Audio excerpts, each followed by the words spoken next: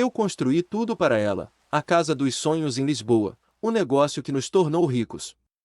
Mas quando pedi espaço, ela riu na minha cara. Vai embora, João. Aposto que não dura uma semana sem mim. Mal sabia que essa aposta selaria sua ruína.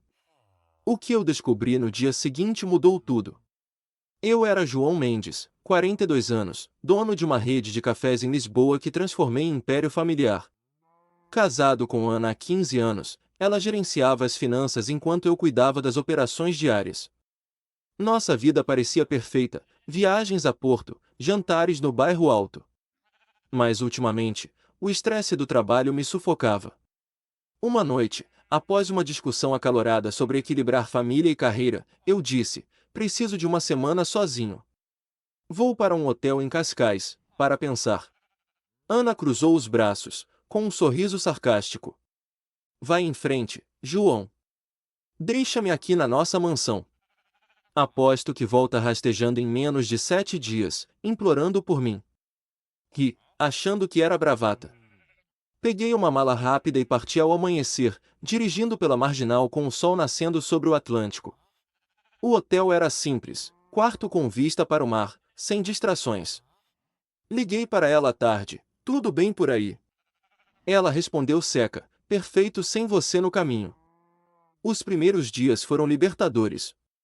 Caminhei pela praia, planejei expansões para os cafés, até contatei um advogado para discutir uma possível divisão de tarefas em casa. Mas no terceiro dia, algo estranho aconteceu. Meu telefone vibrou com uma mensagem de um número desconhecido. Você sabe o que sua esposa faz nas suas costas? Anexado, uma foto borrada de Ana em um restaurante em Alfama, rindo com um homem que eu não reconhecia. Meu estômago revirou. Quem era esse remetente? Ignorei no início, atribuindo a ciúmes infundados. Mas a curiosidade corroía. No quarto dia, decidi voltar mais cedo para confrontá-la. Dirigi de volta a Lisboa, o coração acelerado. Ao chegar em casa, a porta estava entreaberta. Vozes ecoavam da sala, a de Ana, baixa e íntima, e uma masculina, familiar agora que eu ouvia de perto. Empurrei a porta devagar. Lá estava ela, nos braços de Carlos, meu sócio nos cafés há 10 anos. Eles se beijavam como se o mundo fosse deles. O choque me paralisou por um segundo. Ana me viu primeiro, os olhos arregalados. João? Você, voltou cedo. Carlos se afastou, tentando se recompor. É um mal-entendido, parceiro. Mas eu já via tudo claro, as viagens de negócios dela, as contas extras que ela controlava, os sussurros nos cafés. Eles estavam roubando não só minha confiança, mas o negócio que eu criei do zero. Saí sem uma palavra, batendo a porta. Dirigi direto para o escritório central em Chiado, o lugar onde assinamos o contrato original. Lá, acessei os computadores, eu ainda tinha as senhas principais.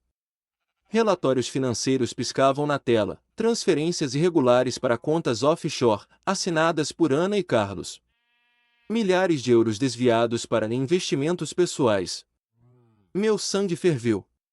Não era só traição, era roubo. Liguei para o advogado que eu consultara em Cascais. Preciso de ajuda urgente. Suspeito de fraude no negócio. Ele prometeu vir na manhã seguinte. Enquanto isso, voltei ao hotel, mas o sono não veio. Planejamento, reunir provas, proteger os ativos. No quinto dia, o remetente misterioso mandou outra mensagem: eles planejam te expulsar da empresa. Cuidado. Quem era? Um funcionário leal? Não importava. A raiva se transformava em estratégia. Decidi não confrontar ainda. Em vez disso, marquei uma reunião urgente com Carlos para o sexto dia, fingindo ignorância. Vamos discutir a expansão para o Algarve. Ele aceitou, animado demais. Ana ligou naquela noite. Volta logo, amor. Sinto sua falta. Mentira descarada. Eu respondi calmo: amanhã resolvemos tudo. O gancho estava armado. A tensão crescia, eu sentia o controle voltando. Mas e se houvesse mais? O que viria a seguir? No sexto dia, Cheguei ao escritório encheado antes do amanhecer. O prédio ainda estava vazio, só o zumbido das máquinas de café no andar de baixo. Instalei um software de monitoramento nos computadores de Carlos e Ana, algo que contratei um especialista freelance para fazer remotamente durante a noite. Ele confirmou por mensagem, tudo configurado. Qualquer acesso será registrado. Agora, cada clique deles ficaria exposto.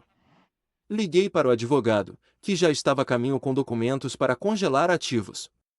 João, isso pode virar um caso criminal se as provas forem sólidas, disse ele.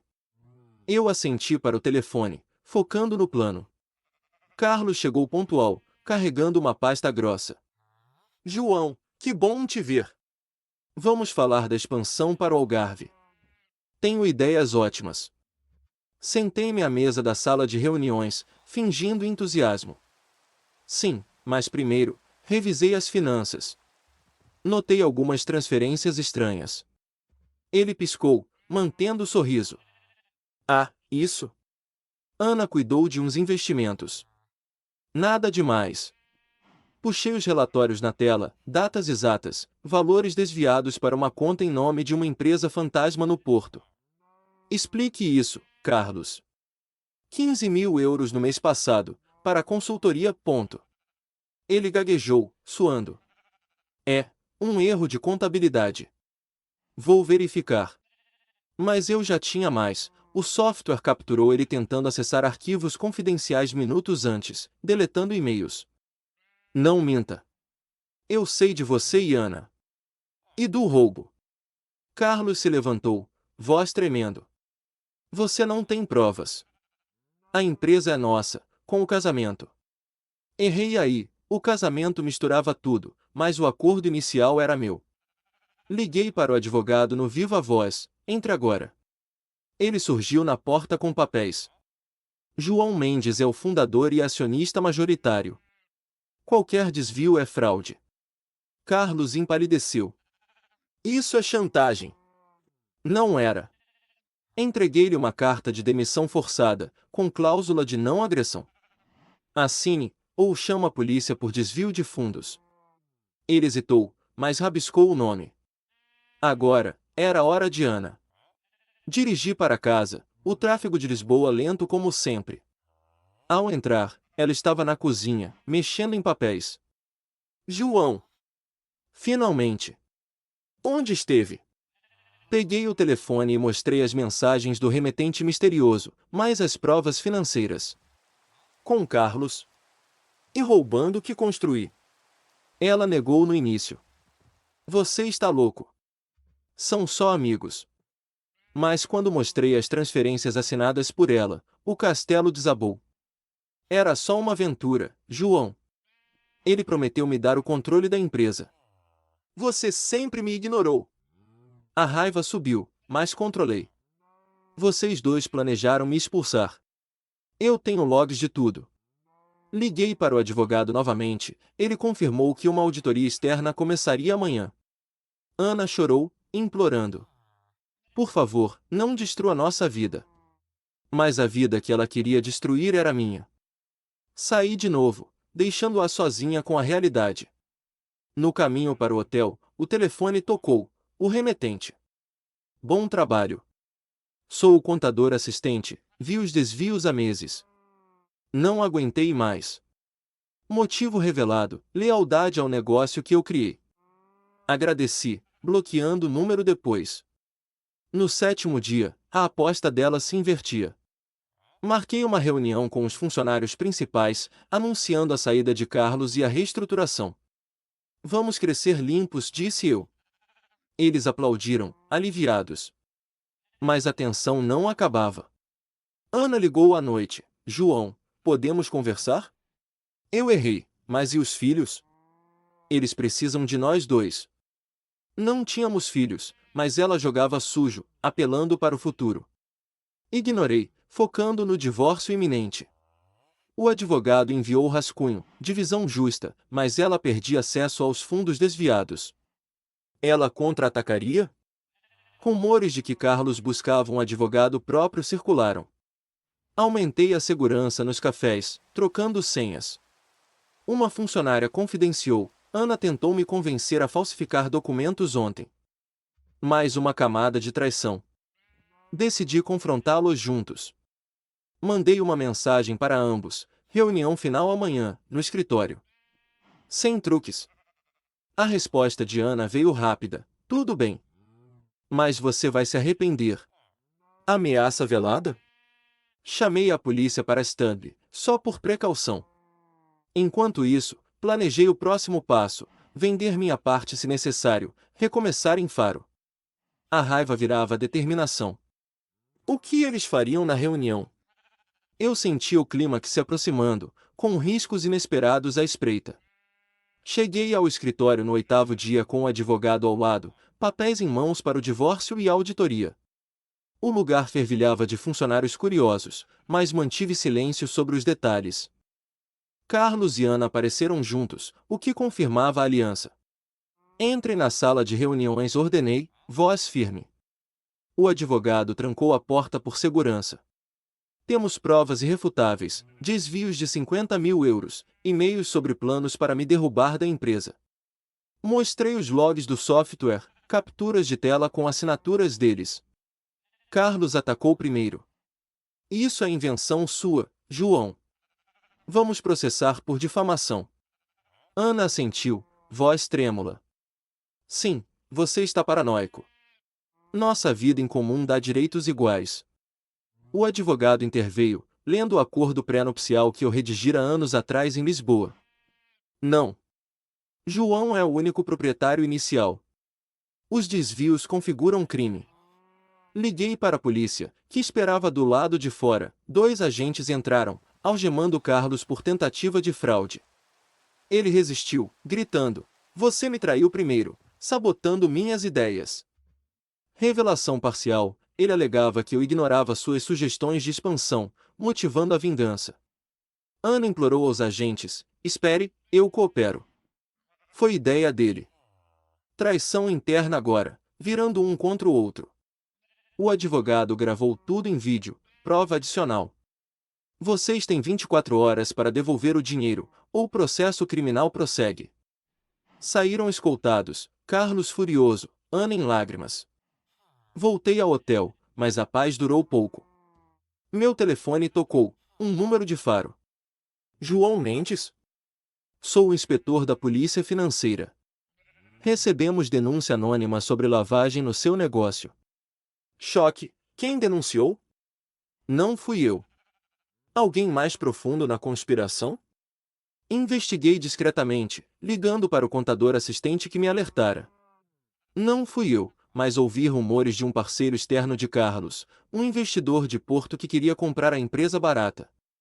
Plot twist: não era só traição pessoal, havia um esquema maior. Dirigi para Porto no 9º dia, acompanhado pelo advogado. Encontrei o investidor em um café neutro, fingindo interesse em venda. Ouvi que Carlos ofereceu ações minhas sem permissão, disse eu. Ele confirmou, sim, prometeu controle total por 100 mil euros. Mas Ana sabia de tudo. Mais provas, e-mails trocados entre os três. De volta a Lisboa, confrontei Ana sozinha em casa. Ela abriu a porta, hesitante. João, por favor, termine isso. Eu devolvo o dinheiro. Mas eu tinha os novos documentos. Você e Carlos planejaram vender o império para um estranho. Por quê? Ela confessou. Ele me convenceu que você nos deixaria falidos com sua semana de folga. Queríamos segurança. Mentira conveniente. Liguei para o banco, congelando contas conjuntas. O advogado preparou a queixa formal contra os três. Ana tentou apelar. E nosso casamento? Podemos recomeçar. Recusei. Você escolheu o caminho. Agora, consequências. No 10º dia, a mídia local pegou o caso. Um jornalista de um jornal de Lisboa publicou sobre fraude em rede de cafés. A reputação do negócio balançava. Chamei uma coletiva rápida com funcionários. Estamos limpando a casa. Expansão para o Algarve continua, sem desvios. Eles apoiaram, mas um deles revelou: Ana tentou recrutar mais gente para espalhar boatos contra você. Camada de sabotagem. Reforcei a equipe de segurança digital, contratando uma firma para auditar todos os acessos passados. Descobriram tentativas de hacking de fora, o investidor de Porto, provavelmente. A tensão escalou quando Carlos ligou do presídio temporário. Vou contar tudo sobre suas falhas na empresa, João. Você não é santo. Bluff? Verifiquei relatórios antigos, ele distorcia fatos para se defender. O advogado contra-argumentou em tribunal preliminar, apresentando evidências que o pintavam como o arquiteto.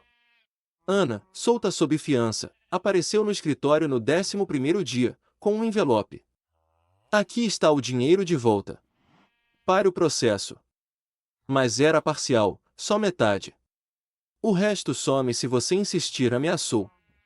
Recusei, chamando a polícia novamente. Ela foi levada para interrogatório. Enquanto isso, planejei o futuro, transferir operações para Faro, longe das sombras de Lisboa. Um corretor confirmou interesse em comprar minha parte limpa. Mas um novo twist veio à noite, mensagem do investidor. Quero negociar. Carlos me enganou também. Aliado inesperado? Marquei encontro, mas com polícia paisana. Ele entregou documentos incriminando Carlos mais fundo, em troca de imunidade. Era um esquema para dominar o mercado de cafés no sul. Agora, o cerco fechava. Ana ligou chorando. Eles me usaram, João. Me ajude. Mas confiança quebrada, ignorei. O 12º dia trouxe o clímax parcial, audiência onde Carlos e o investidor depuseram. Provas empilhadas os condenaram a investigações formais. Ana, como cúmplice, enfrentava divórcio e perda de bens. Eu saí da sala com sensação de justiça, mas exausto. O negócio se recuperava, com novos contratos assinados. Ainda assim, dúvidas pairavam. E se houvesse mais traidores? A jornada de vingança legal virava reconstrução, mas o moral do que eu faria no lugar dela me assombrava. O que vocês achariam? No 13º dia, a audiência final em Lisboa selou o destino deles. O juiz leu as provas, logs de transferências, e-mails e depoimentos do investidor de Porto, que trocou imunidade por colaboração total. Carlos recebeu ordem de prisão preventiva por fraude agravada, os algemados o levando para fora da sala enquanto ele gritava ameaças vazias. Você vai cair junto, João. Tenho contatos. Mas o advogado rebateu com contraprovas, mostrando que seus contatos eram só blefes para intimidar.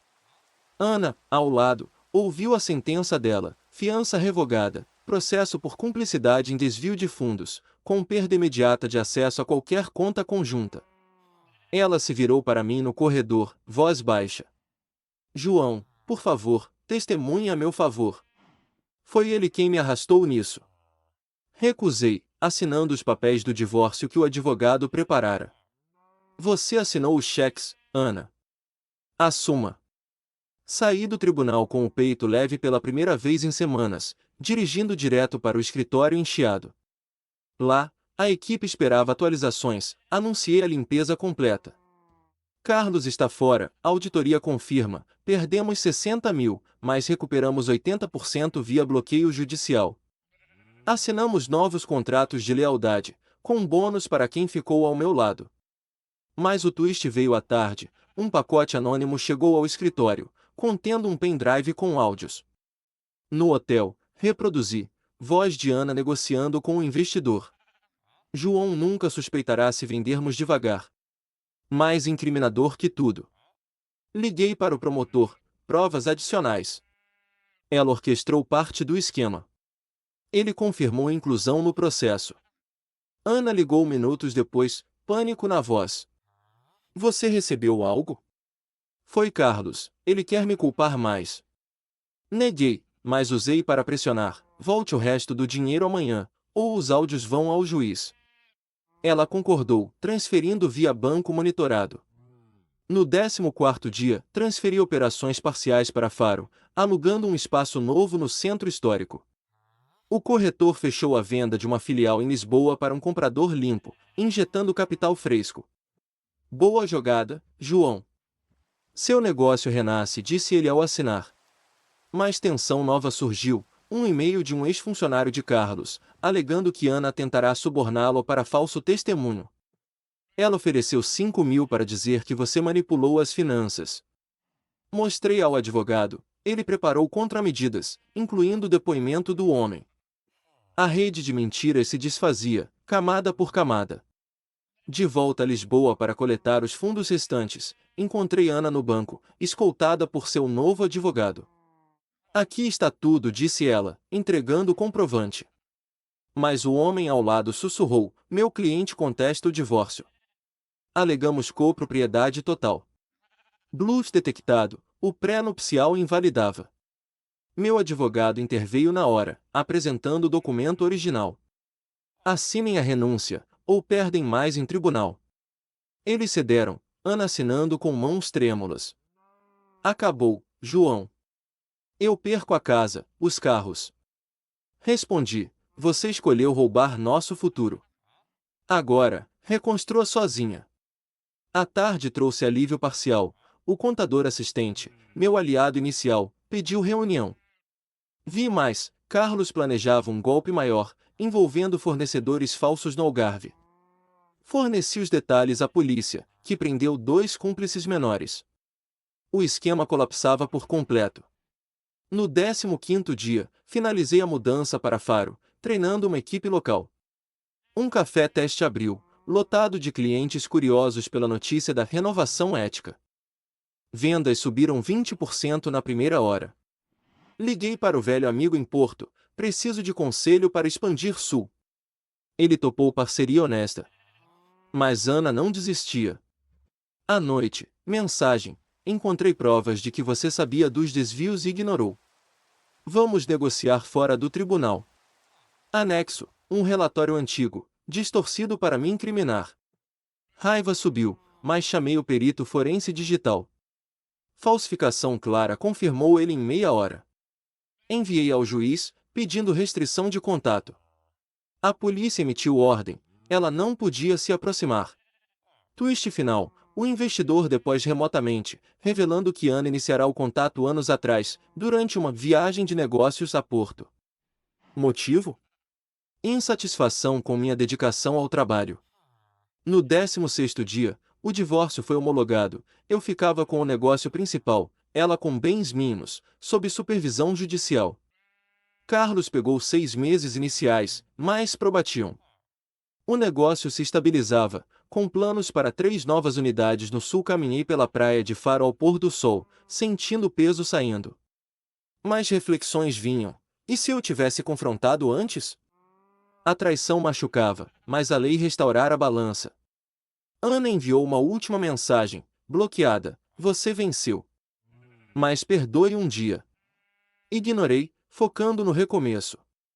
A jornada de vingança legal terminava, mas lições eternas ficavam. O que faria eu diferente agora? No 17º dia, despertei em Faro com o som das ondas ao fundo, mas a tranquilidade era ilusória. O telefone tocou cedo, o advogado de Lisboa. João, problema novo. Ana entrou com recurso no divórcio, alegando manipulação de provas. Quer anular tudo. Suspirei, vestindo-me rápido. Dirigi de volta a norte, parando só para café em um posto na A2. Ao chegar ao tribunal, o juiz ouviu argumentos. Meu advogado apresentou os áudios do pendrive, autenticados por perito. Ela orquestrou o desvio, não foi vítima. Ana, representada, rebateu, João plantou isso para me destruir. Mas o juiz negou o recurso em 1 hora, confirmando a divisão, eu ficava com 90% dos bens empresariais, ela com pensão mínima, sob monitoramento. Saí aliviado, mas o dia complicou. Carlos, de dentro da prisão, enviou uma carta via seu advogado, testemunhe contra o investidor de Porto, e eu retiro acusações contra você. Tentativa de barganha. Liguei para o promotor, ignore. Ele tenta desviar o foco. O investidor, agora colaborador, depôs novamente, detalhando como Carlos o contatara primeiro para um esquema de subfaturamento em fornecedores. Ana gerenciava os pagamentos falsos. Mais provas fluíram para o caso, acelerando o julgamento principal marcado para a semana seguinte. Voltei a Faro à noite, mas recebi mensagem de um número desconhecido. Cuidado com Ana. Ela contratou o detetive particular. Paranoia? Contratei segurança pessoal, um ex-policial local, para vigiar o novo café. No 18º dia, foquei na expansão. Reuni a equipe em Faro, 5 novos íris de Albufeira e Lagos. Vamos abrir 2 unidades no sul em um mês. Foco em cafés orgânicos, sem desvios. Assinamos contratos com fornecedores verificados, dobrando o capital inicial com a venda da filial lisboeta. Vendas no teste subiram para 30% acima do esperado, graças a marketing local via redes sociais. Um parceiro de Porto confirmou o investimento. Estou dentro, João. Sua honestidade atrai. Mais tensão veio à tarde. Ana apareceu na porta do café, violando a ordem de restrição. Só quero falar, disse ela, aproximando-se. O segurança a interceptou, chamando a polícia. Ela foi levada para advertência formal, mas gritou: "Você me deixou na rua. Vou expor seus segredos." Investiguei o detetive, era um amigo de Carlos, contratado para cavar sujeira. Descobri via o perito digital que tentaram hackear meus e-mails antigos, procurando erros fiscais. Bloqueei tudo, reportando a cibercriminalidade. O advogado preparou ação por assédio. No 19º dia, o julgamento de Carlos começou. Testemunhei remotamente de Faro, descrevendo os desvios passo a passo. Ele e Ana transferiram fundos para contas offshore, planejando me excluir. O investidor corroborou, mostrando transferências rastreadas. O juiz condenou Carlos a 3 anos, com confisco de bens pessoais. Ana, como cúmplice, pegou 1 ano suspenso, mais restituição total e proibição de gerir empresas por 5 anos. Ela ligou após a sentença, voz quebrada. Satisfeito agora? Perdi tudo por causa dele, e de você. Respondi calmo, você perdeu por escolhas próprias. Pague a dívida e recomece. Desliguei, bloqueando o número.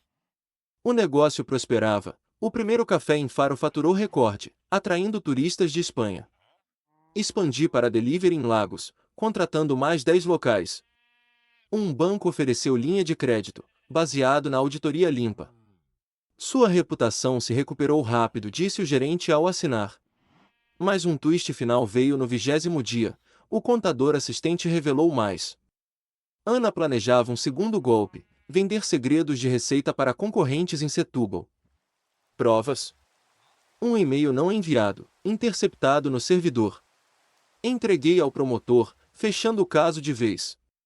Ana enfrentava agora acusação adicional por tentativa de roubo industrial.